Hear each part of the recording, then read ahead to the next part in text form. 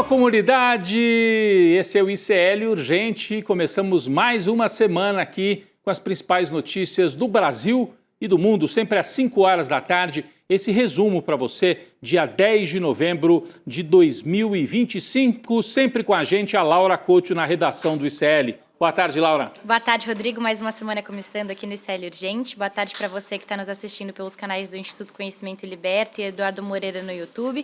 E muito boa tarde para você que está nos ouvindo pela Web Rádio São João, em Quixadá, no Ceará, e pela Rádio Cultural FM no Rio Grande do Sul. Vamos lá, Rodrigo. Isso aí, do Ceará ao Rio Grande do Sul, né, da Amazônia aos Pampas brasileiros. Boa tarde para você que mora nesse país em que Jair Bolsonaro já não atrai tanta atenção lá na cadeia, hein? Caíram os pedidos para visitas ao ex-presidente que está em prisão domiciliar. Ainda é uma prisão preventiva. Nós estamos nos últimos dias antes de vir o prenda-se, o cumpra-se a prisão do Alexandre de Moraes. Mas a gente vai falar daqui a pouco sobre isso. O número de pedidos de visita caiu bastante. Tem até um levantamento aqui, mais de 70% de queda. Então, o que aconteceu? Tem menos gente interessada em visitar o chefe da organização criminosa lá em Brasília. É isso que está acontecendo e já já nós trazemos mais informação sobre esse tema. Segunda-feira, dia de abertura da COP30 em Belém do Pará. Começou hoje oficialmente o maior evento mundial sobre clima e sobre a crise climática, né, que afeta o mundo inteiro. Na semana passada, a gente teve uma cerimônia prévia, um encontro prévio entre os líderes, chefes de Estado, chefes de governo, a chamada Cúpula dos Líderes. Temos até a fotografia, né? Isso foi na semana passada.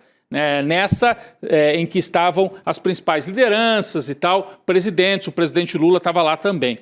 Mas, ao todo, cerca de 50 mil pessoas permanecem reunidas na Amazônia para 2 semanas de mesas de debates, negociações, acordos e propostas concretas para combater as mudanças climáticas. É o grande objetivo da COP30. Quem também está em Belém, quer dizer, ele já estava na semana passada na cúpula dos líderes, né, o presidente Lula, ele deu uma viajada até a Colômbia, encontrou com outros presidentes lá na Colômbia e voltou para a abertura oficial da COP30. Laura Couto, Lula, inclusive, chegou afiado, né, fez discurso hoje de novo nesta abertura oficial da COP30. Rodrigo, o presidente Lula não poupou palavras no discurso de abertura da COP30. O presidente criticou a ausência dos homens que fazem guerra e argumentou que é mais barato investir no combate às mudanças climáticas do que gastar com conflitos e equipamentos militares. Vamos ver o vídeo. Se os homens que fazem guerra tivessem aqui nesta COP, eles iriam perceber que é muito mais barato colocar 1,3 trilhão para a gente acabar com o problema climático do que colocar 2,7 trilhões para fazer guerra como fizeram no ano passado.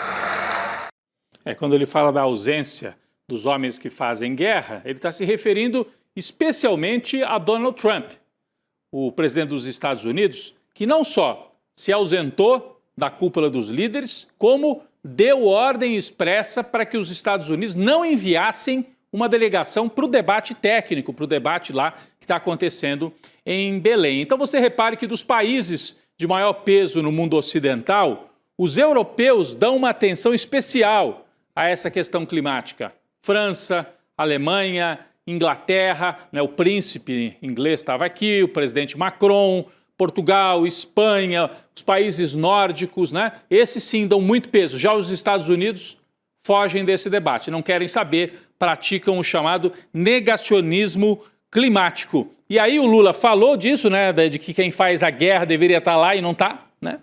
E Lula falou também, mandou um recado para os negacionistas climáticos, ou seja, para a extrema-direita, para o Trump e para esses filhotes de Trump que praticam o negacionismo climático também aqui no Brasil. Vamos ver esse trecho também do discurso hoje lá na abertura da COP30. Vamos lá. A COP30 será a COP da verdade. Na era da desinformação, os obscurantistas rejeitam não só as evidências da ciência, mas também os progressos do multilateralismo. Eles controlam algoritmos, semeiam o ódio, espalham o medo, atacam as instituições, a ciência e as universidades. É momento de impor uma nova derrota aos negacionistas. Então é uma defesa da ciência, né, feita pelo presidente Lula, e um ataque aos negacionistas, que a gente viu na pandemia, como eles fizeram um estrago danado, e já vinham fazendo antes, ao negar a importância do debate sobre o clima. E hoje você tem um presidente dos Estados Unidos que é o comandante do negacionismo. Nós vamos seguir acompanhando, são 2 semanas de debate. A gente espera que ao final desses debates saiam algumas metas e algumas avaliações também. O mundo, afinal, evoluiu ou não evoluiu nas últimas 2 décadas na redução da emissão de gases que provocam o aquecimento da Terra? E quais são as metas para as próximas décadas? Tudo isso deve sair após essas 2 semanas de debates lá em Belém do Pará. Vamos voltar agora para o noticiário aqui da política e do judiciário brasileiro, né? O ministro Alexandre de Moraes deu 48 horas, nesta segunda-feira, ele deu 48 horas para que o governo do Rio de Janeiro apresente provas de que 51 alvos daqueles mandados judiciais que foram expedidos pela Justiça do Rio estavam mesmo escondidos nos complexos do Alemão e da Penha. Está aqui na manchete do nosso site. Moraes determina que o governo de Cláudio Castro prove os motivos para a operação, que acabou deixando 121 pessoas mortas. Por quê? Porque o governo do Cláudio Castro só fez esta operação porque tinha como base mandados expedidos por um juiz lá do Rio de Janeiro, que falou: prendam lideranças do Comando Vermelho que estão escondidas nesses 2 complexos. Então a polícia não foi lá para matar, teoricamente, foi para cumprir os mandatos. Ah, mas na hora que chegou lá tinha gente armada e tivemos que matar 121 pessoas. Mas e os 51 para os quais a polícia tinha mandado? Quais eram as provas que embasaram esse pedido feito pelo juiz? É isso que o Alexandre de Moraes quer saber, para entender se não é aí uma, como se dizia antigamente, uma mandracaria, né? Apresentaram algo assim genérico para o juiz e o juiz, então vai lá, manda a polícia, mesmo sem ter certeza se estavam ou se não estavam lá as lideranças, porque afinal não prenderam liderança nenhuma do Comando Vermelho. Serviu isso tudo como uma operação política para dar discurso para a extrema-direita. Alexandre de Moraes determinou também que o governo do Rio envie ao STF relatórios de inteligência sobre o tema. O documento vai ficar em sigilo e a Laura tem mais detalhes sobre essas exigências feitas por Alexandre de Moraes. Laura. Rodrigo, o ministro Alexandre de Moraes determinou que seja enviada uma lista das pessoas com mandado de prisão expedidos no processo, bem como a relação de alvos que foram efetivamente presos na ação. Moraes também solicitou o envio das imagens das câmeras corporais que foram usadas pelos policiais que participaram dessa mega operação. O ministro ainda pediu os laudos de necrópsia realizados nos corpos das vítimas da chacina. Já para o Ministério Público do Rio de Janeiro, Alexandre de Moraes determinou o envio das perícias independentes e também o envio do procedimento de investigação que foi aberto para apurar aí possíveis desvios cometidos durante a mega operação. O Ministério Público do Rio de Janeiro também tem 48 horas para enviar esses laudos, Rodrigo. É isso, olha, o ministro Moraes, o chamado Xandão, né, como a extrema-direita gosta de chamar, ele também mandou suspender imediatamente o inquérito da Polícia Civil do Rio contra familiares das vítimas. Por quê? Esses familiares carregaram os corpos que estavam lá naquela mata, lembra disso? Né? A maior parte morreu naquela mata que fica ali perto, numa região, numa área onde já não há casas, né? E as famílias carregaram os corpos do meio do mato para o centro da comunidade. Aí gerou aquela foto dos corpos estendidos no chão.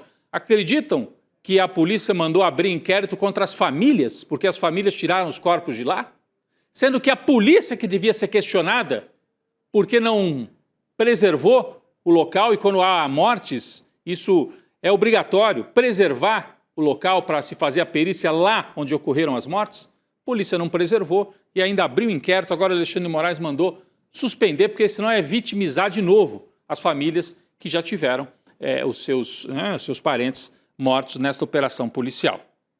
Uma reunião entre o ministro Alexandre de Moraes e o deputado Hugo Mota, presidente da Câmara, né, estava prevista para começar hoje às 17 horas, portanto agora há pouquinho. A gente vai até checar ao longo do ICL urgente, porque o Alexandre de Moraes foi tratar com o Hugo Mota, marcou esta reunião, para tratar exatamente sobre o projeto de lei antifacção, que foi enviado pelo governo Lula para a Câmara e que cria novos mecanismos de combate às organizações criminosas. O STF também quer participar disso, quer conversar, né? Tem que ser ali um entendimento entre os três poderes para que o Estado brasileiro, de fato, enfrente e derrote essas facções. Ninguém quer apoiar facção nenhuma, né? Ninguém de bom senso. Tem que ir para cima de Comando Vermelho, de PCC, etc. Mas tem que fazer dentro da lei, da normalidade, não sair atirando e criminalizando coletivamente as pessoas que moram nestas áreas dominadas pelas facções. Bom, a reunião então estava prevista para acontecer, para começar hoje às 5 horas da tarde.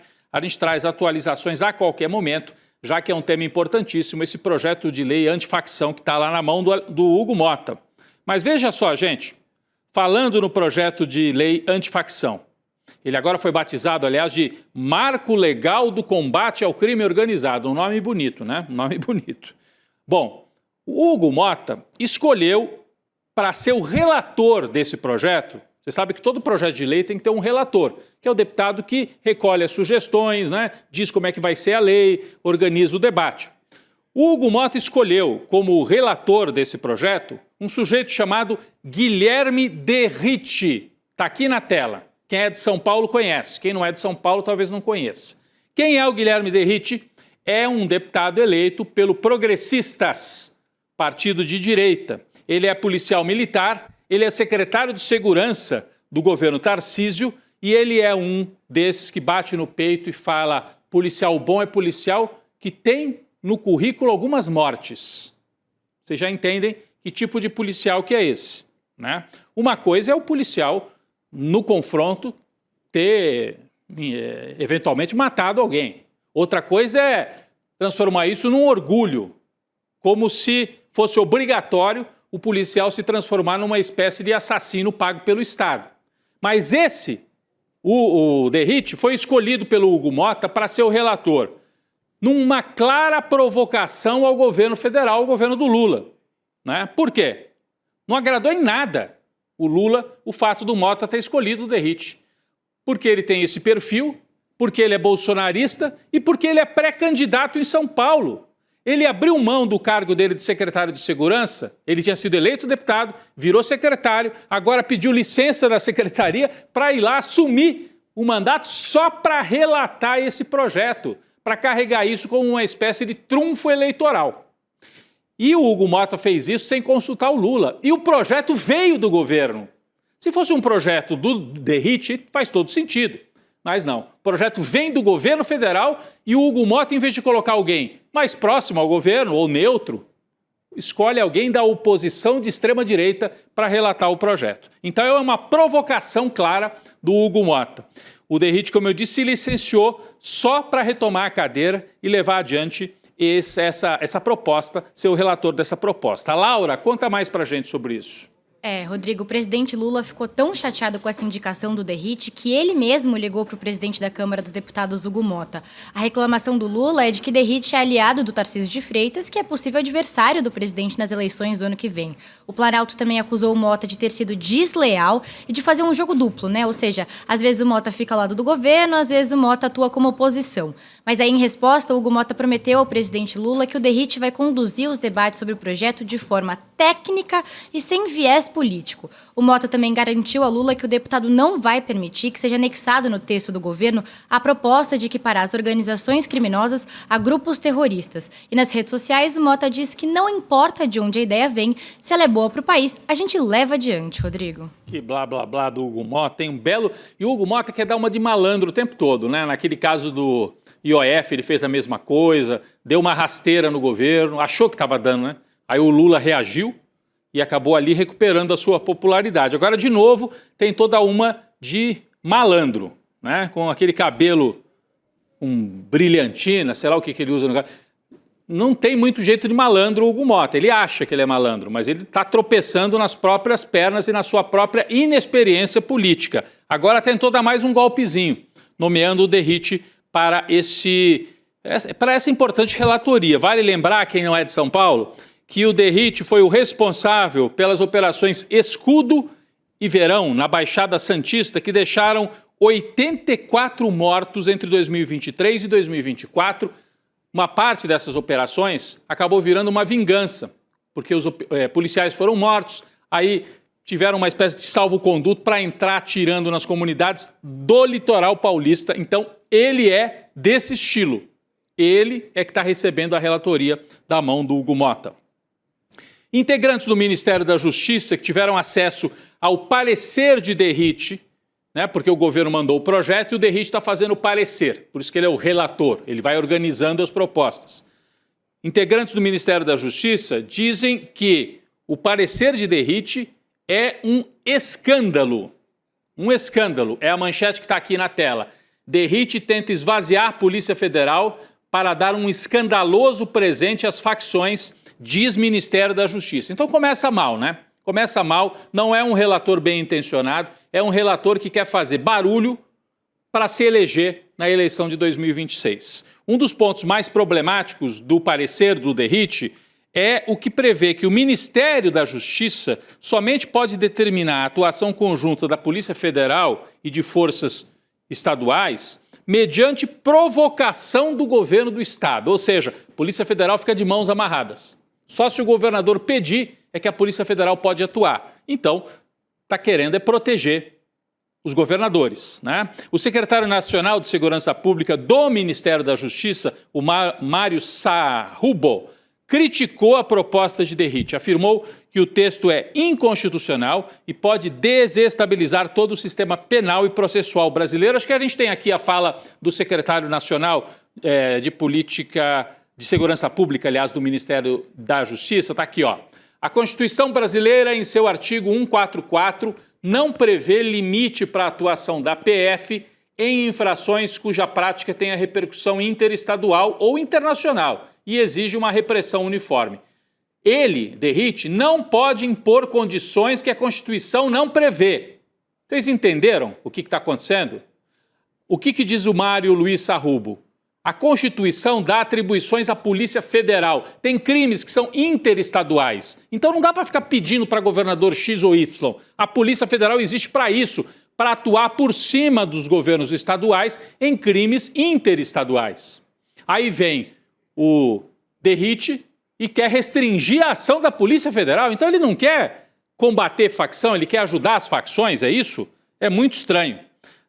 O Derrite respondeu o Sarrubo. Tem uma polêmica aí entre os dois, então. Laura, conta mais pra gente.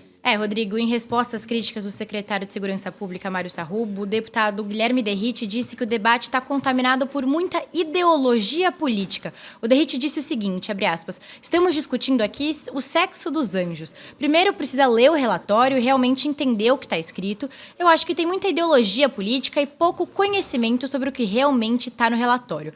Rodrigo, o que será que ele quis dizer com muita ideologia política, né? Mas o relator também prometeu entregar uma nova versão do texto até semana que vem, incorporando aí parte das críticas que ele recebeu durante a semana. Segundo o Derrite, ele tomou o cuidado de não classificar as organizações criminosas como grupos terroristas, mas sim tipificando condutas, Rodrigo. Bom, o que quer dizer tipificando condutas? Então, tem dois pontos sensíveis aí, Laura, pelo menos. O primeiro é esse que eu vinha falando antes, que é tentar impedir a Polícia Federal de agir na coordenação, né, quando você tem um crime interestadual. Por exemplo, o Comando Vermelho nasceu no Rio, mas atua no Brasil inteiro. O PCC nasceu em São Paulo, mas atua no Brasil inteiro. Então, não dá para ficar pedindo para o governador do Acre, de São Paulo, da Paraíba, olha, posso entrar aí com a Polícia Federal? A Polícia Federal já tem atribuição na Constituição para isso.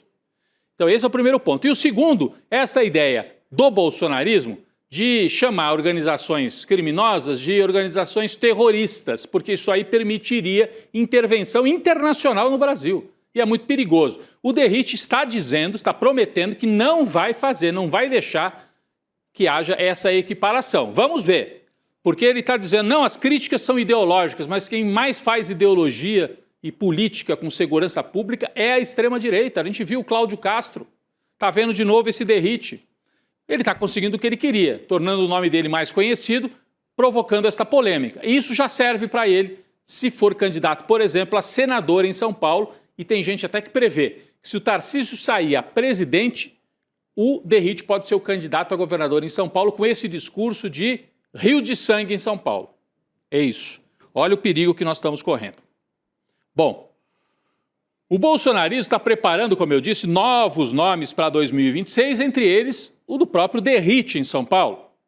Mas o chefe da organização, o chefe bolsonarista, ou o chefe da organização criminosa, como disse o Supremo ao condená-lo, né? O Jair Bolsonaro, esse está cada vez mais sozinho lá em Brasília. A gente falou aqui na abertura do programa e a nossa manchete principal no ICL Urgente: esqueceram de mim, diz o Bolsonaro. Por que a gente está falando isso? A Laura vai explicar melhor, mas diminuiu, né, o número de pessoas querendo visitar o Jair lá na prisão domiciliar, Laura? Pois é, Rodrigo, eu quase fiquei com dó, Rodrigo. Mas parece que nem a extrema-direita quer saber mais do Bolsonaro. Um levantamento do Estadão mostra que os pedidos de visita ao ex-presidente caíram 74%. Para a gente ter uma ideia dos números, a gente vai fazer uma comparação aqui. No primeiro mês de prisão domiciliar, o Bolsonaro chegou a receber 123 pedidos de visita. Mas nos últimos 30 dias foram só 32 pedidos. E agora, nesse mês de novembro, o Bolsonaro recebeu só 10 visitas, Rodrigo. É quase uma lógica dos trending topics do Twitter. Os bolsonaristas só lembram do capitão Bolsonaro quando o assunto está em alta, né? A companhia dele também não deve ser das mais agradáveis, né, Rodrigo? Na Papuda, então, muita gente deve visitar ele para tirar aquela fotinho, fazer um texto nas redes sociais para engajar e pronto, o Jair já pode voltar para a cela, né? É isso, porque nessa prisão domiciliar ele fica soluçando, né? O pessoal conta que vai lá e ele fica tendo crises de soluço para preparar o pedido para não ir para a cadeia. Então ele fica soluçando, não é uma visita tão agradável, eu imagino, o sujeito que fica lá reclamando e soluçando, mas logo, logo ele vai para a Papuda ou para uma cela na Polícia Federal. Bom, a extrema-direita está vivendo um clima bem tranquilo, né? Só que não. Em Santa Catarina, o senador Jorge Seife é o mais novo integrante nessa turbulência da extrema-direita catarinense. Ele se estranhou com a deputada federal Júlia Zanatta e com a deputada estadual Ana Campanholo. É uma briga danada, teve até vídeo, né, Laura? É, Rodrigo, a galera do Partido Liberal não tá muito Deus, pátria e principalmente família lá no Sul. Nessa semana, os bolsonaristas bateram cabeça numa live do Instagram que teve a participação ilustre desses que você citou, a Ana Campanholo, a Zanatta e o Jorge Seife. E o motivo, Rodrigo, a formação da chapa dos candidatos do Senado do PL no ano que vem. Isso porque, como a gente já trouxe aqui antes no ICL Urgente, o partido do Bolsonaro só vai poder lançar um candidato, porque a outra vaga ficaria aí pro Esperidião Amin. Então a disputa, que virou uma guerra interna, tá entre o filho 02 do Jair, o Carluxo, e a deputada federal Carol de Tone. Então a mentalidade é simples: quem é a favor da Carol de Tone é contra o Carluxo e vice-versa. A gente separou um trecho desse barraco para vocês assistirem, Rodrigo. Vamos lá. Tá, mas não, você acha certo a deputada mais bolsonarista, a maior, mais votada, mais bolsonarista sair do partido do Bolsonaro? Tu acha certo? Não, mas ela só tá saindo por causa do acordo que a senhora tá defendendo o acordo. Eu não tô defendendo que acordo. Eu tô Tá, defendendo... então vamos juntos lutar por chapa pura. O Jorge Seife defendeu a mim. Tá o errado? Jorge Seife... Vamos chamar o Seife aqui pra ele falar, então. Eu não participo de nada com esse cidadão, vou ter que sair. Ah, Ana... Não vou participar. Me acusou de traidora. Eu estou aqui antes dele. Estou aqui antes dele. Boa tarde, meninas. Pelo amor de Deus, que convívio desagradável. Ai, Ana. Deixa eu só... Não acredito! Dá tchau. Me desculpa, não dá pra frequentar o mesmo lugar que esse desqualificado. Ficou 2 minutos na live e já falou bobagem. Boa tarde, meninas. O sujeito aparece e a outra some. Enfim, o clima está pesado, o bolsonarismo é forte em Santa Catarina, mas está dividido.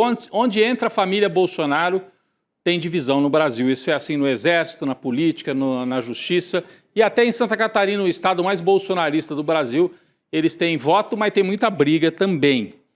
Bom, obrigado, sai esse pessoal daí também, não vamos dar tanta trela assim. O STF formou maioria para abrir ação penal contra Eduardo Talhaferro, ex-assessor do ministro Alexandre de Moraes no TSE. Moraes, que é relator do caso, votou pelo recebimento da denúncia e foi seguido pelos ministros Zanin e Flávio Dino. Carmen Lúcia tem até o dia 14 de novembro para depositar o seu voto. O ministro relator, o Moraes, destaca que Talhaferro manifestou publicamente interesse de divulgar dados sigilosos para coagir o Supremo contra o avanço dos processos na trama golpista. É mais um bolsonarista que vira réu, no Supremo Tribunal Federal. Bolsonarista, nesse caso, aliado, ele não é político, mas se tornou um aliado na prática do bolsonarismo. Pessoal, começa amanhã o julgamento do núcleo 3 da trama golpista, hein? Na primeira turma do Supremo. É o núcleo dos Kids Pretos, integrado por 9 militares e um agente da Polícia Federal. Amanhã, terceiro núcleo em julgamento. Laura. Na quarta-feira, dia 19 de novembro.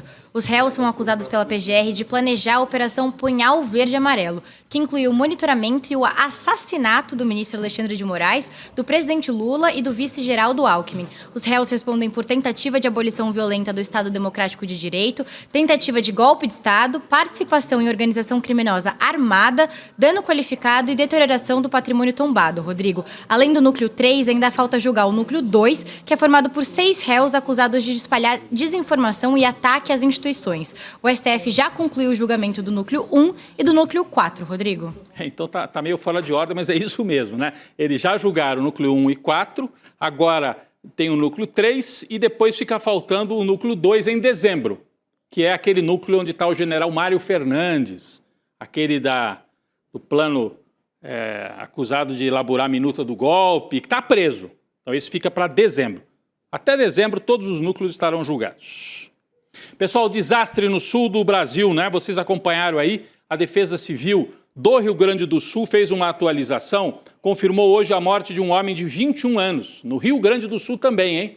Porque todo mundo olhou mais para o Paraná, mas teve também tornado no Rio Grande do Sul. 7 pessoas morreram devido às tempestades na sexta-feira, 6 dessas mortes ocorreram no Paraná, onde foram registrados 3 tornados. As cidades de Rio Bonito, do Iguaçu, Turvo e Guarapuava foram fortemente atingidas, imagens muito fortes, principalmente nesta primeira, uma cidade de pequeno porte, Rio Bonito do Iguaçu, muito atingida. Centenas de famílias desabrigadas, tem campanhas de coleta, é importante acompanhar aí pela internet. Essas são imagens lá do Paraná, desse município que eu estava falando, o Rio Bonito do Iguaçu, tem campanha de solidariedade, as pessoas perderam tudo, 90% do município destruído. Pessoal, um outro registro importante também, O dia seguinte do Enem mobiliza, nesta segunda-feira, alunos, as famílias, professores, Inclusive o nosso Castro Rocha aqui, eu vi comentando mais cedo a prova do Enem. Todo mundo tentando avaliar o grau de dificuldade deste exame, que mobilizou quase 5 milhões de brasileiros e brasileiras. Domingo foi o primeiro dia do exame, com estas cenas de sempre, o pessoal chegando atrasado e tal, Foi o primeiro dia no domingo. A prova, você sabe, é o principal meio de ingresso nas universidades federais, em várias estaduais públicas, e também é possível usar a nota do Enem para entrar em faculdades privadas. Os alunos fazem os exames e depois vão lá no SISU, no começo do ano que vem, e com a nota que tem, vem onde é que tem vaga com aquela nota. Então é um sistema muito interessante que vale e é usado todo ano no Brasil. Muita gente que se inscreveu no Enem faltou nesse primeiro dia, é isso, Laura? É isso, Rodrigo. Dos mais de 4,8 milhões de candidatos inscritos no Enem, 27% não compareceram no primeiro dia de prova. O número segue uma taxa semelhante aí do ano passado, que atingiu 26,6%, mas é menor do que nos anos de 2023 e 2022, que contaram com a abstenção de 28%. Nessa primeira fase, o exame cobrou 90 questões de linguagens e ciências humanas, além de uma redação sobre perspectivas acerca do envelhecimento na sociedade brasileira. Já o segundo dia do Enem está previsto para domingo que vem, dia 16, então anota aí na agenda, e deve abordar mais de 90 questões divididas entre matemática, física e ciências biológicas. Esse era meu pesadelo, Rodrigo. De muitos de nós, Jornalista não vai bem nessas matérias aí, não. Agora, Laura, nesse domingo, ontem, portanto, uma das questões do Enem abordou saúde mental de atletas de alto rendimento, e olha só que legal, cara, tá a manchete aqui, ó. O Enem teve uma das questões baseada num texto do ICL Notícias, texto do nosso querido Chico Sá, que foi publicado em setembro de 2024. Então o ICL, está aqui, olha aqui, o o ICL virando tema de uma das questões do Enem nesse domingo, aqui citado na prova, né, impressa, que milhões de brasileiros tiveram acesso. É um orgulho aqui para a nossa equipe e nossos parabéns, né, para a equipe do nosso site, especialmente para o Chico Sá. Laura, valeu. Obrigado pela participação mais uma vez. Valeu, Rodrigo. Um beijo pro Chico Sá também, que está aqui do meu lado e já vai entrar no N2. Até amanhã. Até amanhã, daqui a pouco o Chico Sá e a Gabi chegando aqui pro N2, né? Eu quero aqui lembrar para você da pós-graduação, a pós-graduação do ICL, Teoria Crítica da Sociedade. Tá aqui, ó. Você vai se preparar para mais um passo rumo à revolução da educação. Garanta sua vaga em iclurgente.com.br. Você pode fazer a pós do ICL. Então, os professores aqui, ó, Rafael Valim, Vladimir Safatli, Nancy Fraser, o nosso Lindener, Márcia Tiburi, o Elias Jabur, Gessé Souza e o Álvaro Garcia Lineira, que foi vice-presidente boliviano e é um grande estudioso também da política latino-americana. Alguns dos intelectuais mais influentes da atualidade estarão lá na pós do ICL, começa 27 de novembro, quinta-feira, 8 horas, e você garante sua vaga em iclurgente.com.br. Valeu, gente, vem aí o N2, o Urgente volta amanhã. Atenção, o ICL está reunindo uma verdadeira seleção de professores para sua nova pós-graduação, que se chama Teoria Crítica da Sociedade. Nancy Fraser, a maior neomarxista do mundo, Gessé Souza, um dos maiores sociólogos brasileiros deste século, intelectuais como Elias Jabor, Márcia Tiburi, Vladimir Safatli e muitos outros, todos juntos para ensinar na pós mais revolucionária feita no Brasil. Dia 27 de novembro, uma quinta-feira, às 8 da noite, faremos o lançamento dessa nova pós ao vivo no YouTube. Vamos revelar todos os detalhes sobre o curso e as condições especiais para quem quiser se inscrever. Essa é uma pós a mais, criada não apenas para quem quer pensar, mas para quem quer agir e lutar por um mundo mais justo, mais igualitário, mais democrático. Olá, eu sou a Juliana Baroni e estou aqui para te fazer um convite. Toda terça-feira às 19 horas tem o Precisamos Conversar, um programa de debates feminino. A gente tem que ver, tem que analisar. Ninguém tá querendo defender causas. Elas defendem algo até a página B. Foi mais ou menos uma cama. Aqui no Instituto Conhecimento Liberta e também nos canais do Eduardo Moreira. Então, você não pode perder. Um beijo, até lá!